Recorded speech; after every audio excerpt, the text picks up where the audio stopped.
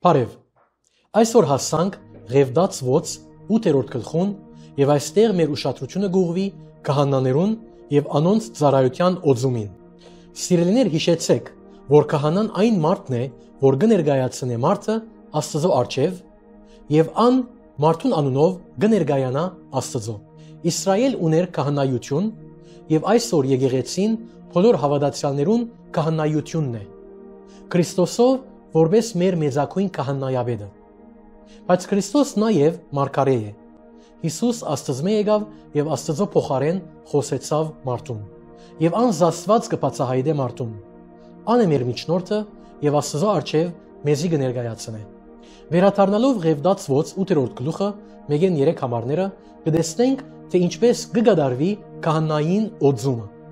Մովսես գարնե Ահարոնն ու անոր որդիները և օձման կորզածված բոլոր արարկաները ետքը կհավաքե բոլոր ժողովուրդը օձման ականատես ըլլալու։ Այս օձումին մեջ են անոնք կվկայեն, որ Աստված գարնե դգար մարդիկ և կհատկացնե զանոնք իր ծառայության համար։ Ուշադրություն ըրեք 6-րդ համարի մեջ Մովսես կբերե Ահարոնն ու անոր որդիները ավազան լվացվելու և ան անոնց կլվա մաքրվելու համար։ Այս կնշանակե, որ անոնք պետք է ըլլան սուրբ, մաքուր և անարատ, եթե պիտի ծառայեն Տերոջ։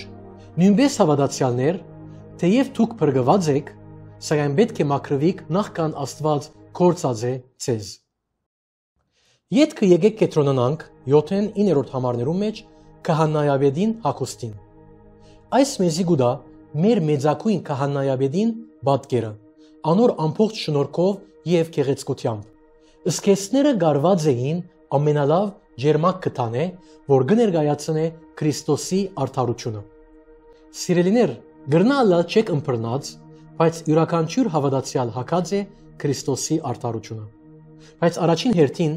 գործնական հնազանդությունը կարևոր է։ Ետքը 10-12 համարներում մեջ ամբողջ խորանը գոձվի յուղով։ Այդ յուղը կսրբե և կմաքրե բոլոր արարկաները։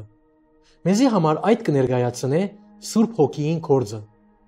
Մենք պետք է լեցվենք Սուրբ Հոգիով, որպեսզի ծառայենք և երկրպագենք Աստծո հոգիով և ճշմարտությամբ։ Ետքը 14-30 համարներում մեջ Ահարոնն ու անոր որդիները կմաքրվին արյան ընձաներու միջոցով։ Ուշադրություն ըրեք, որ այստեղ նախ կմատուցվի մեղքի պատարակը, որուն կհաջորդե ողջագեզի պատարակը։ Այսօր մեզի համար մեղքի պատարակը ճիշտ այն է, ինչ որ Քրիստոս ըրավ մեզի համար խաչին վրա, և ողջագեզը կբացահայտե անոր փառքը։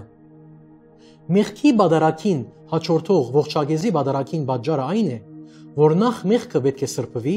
Աստծո կոհացուցիչ կերպով, նախքան մեզի թույլատրվի տեսնել Քրիստոսի գեղեցկությունը։ 22-րդ համարին մեջ խոյմը կզոհաբերվի որպես հանցանքի պատարակ։ Ուշադրություն ըրեք հաջորդ բանին, անոր արյունը կքսվի քահանային։ Այս կնշանակե 3 բան։ Արյուն քսված ականջը կարևոր է Աստծո ձայնը լսելու համար, արյուն քսված ձեռքը կարևոր է ծառայության համար, իսկ արյուն քսված ոտքը կարևոր է Աստծո առջև քալելու համար։ Այս մեկ ընձան կբարունագե Աստծո հանդեպ լիակատար պարտավորություն։ Եվ այսպես Ահարոնը և քահանաները միասին գոձվին, թե արյունով և թե յուղով։ Արյունով մեղքերու թողության համար Քրիստոսի գործը և յուղով Աստծո հոգին օձման համար։ Վերջապես Ղևդաց 8-րդ գլխուն 31-ին 35 համարներուն մեջ Ահարոնին և անոր որդիներուն գսվի երացնել միսը և ուդել զայն հացով, որ կգտնվի օձման սագարին մեջ։ Այս արարքը այսօր կշարունակվի եկեղեցվո մեջ, ուր հավատացյալները պետք է սնուցանվին Քրիստոսի կատարած գործով։ Իրականության մեջ հավատացյալներուն խաղաղությունն ու բավարարությունը գուքան այն չափով, թե որքանով անոնք կսնուցանվին Քրիստոսով։ Սիրելիս, ինչ տա սորվեցար այսօր, թե ինչպես սրբվելու ես քահանայությունդ գործադրելու Տերոջը տանը մեջ,